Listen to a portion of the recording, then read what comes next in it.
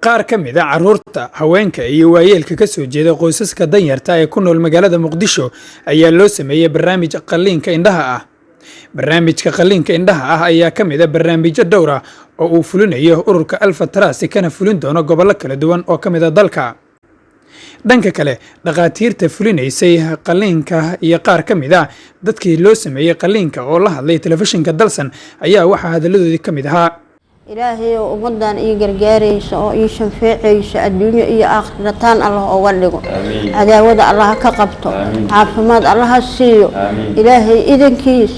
أنا كان فيه بخير الله النسيو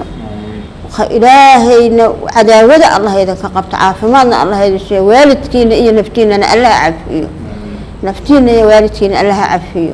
الحمد لله ونوجر جارتين الدنيا آخر عليه دين جرجار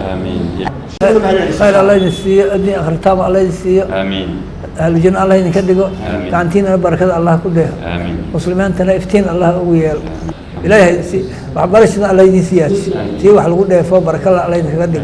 هذا الدنيا آخر كويشين الله ينكدق أنا كنا إلهي يفتينك الله نور لا ينكيس الدنيا آخر تام الله ينسيه الحمد لله رب العالمين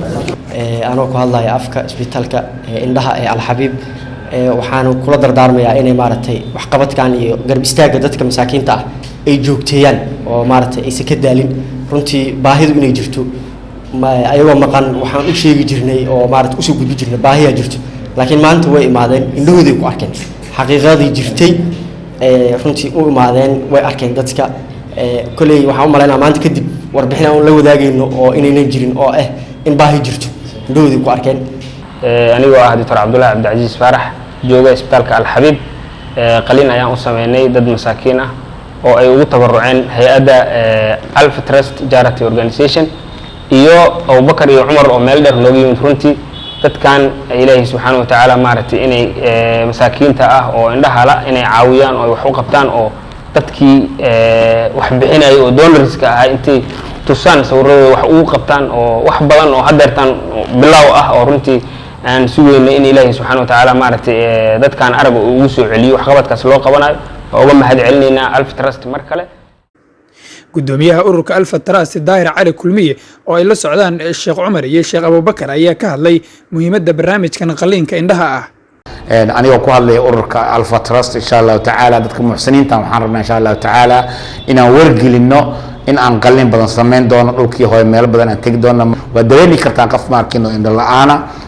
saacado ka bacdan indhiis wax ku arki karo ilaaha markaas awoodaas kale ilaahay ka sokoona waxa u mahad celinaynaa hospitaalkan Al-Habib markiina ay u mahad celinaynaa iyo doctorka hawsha ay qabtaan walaalahayga markiina aad iyo aad sidii noogu soo dhaweeyeen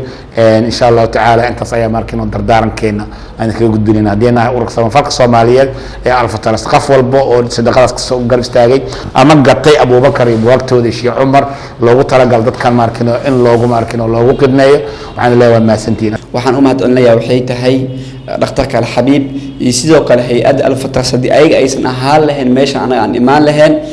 natusiyay nootosiyay meesha ugu haboon oo dadka masaakiinta ay joogaan dadka garab istaagayo Ilaahay subhanahu wa ta'ala ha fududeeyo intaas kaliya ma ahan baahida aslan baahidu way ka tira badan tahay insha Allah ta'ala bil sadaqaysan waxa ugu fadli badan bisha Ramadan garab istaaga walaalihiina way idin baahan yihiin alxamdulillah maanta waxaan arkaa waxay tahay wallahi nicmada labadan il ay leedahay nicmada Ilaahay subhanahu wa ta'ala uu nasiyay oo dad badan aysan ku mahad celin alxamdulillah maanta Ilaahay subhanahu wa ta'ala uu noo fududeeyay insha Allah ta'ala walaalaha gatay buugaagta waxaan leenahay aad iyo aad ugu maasantihiin.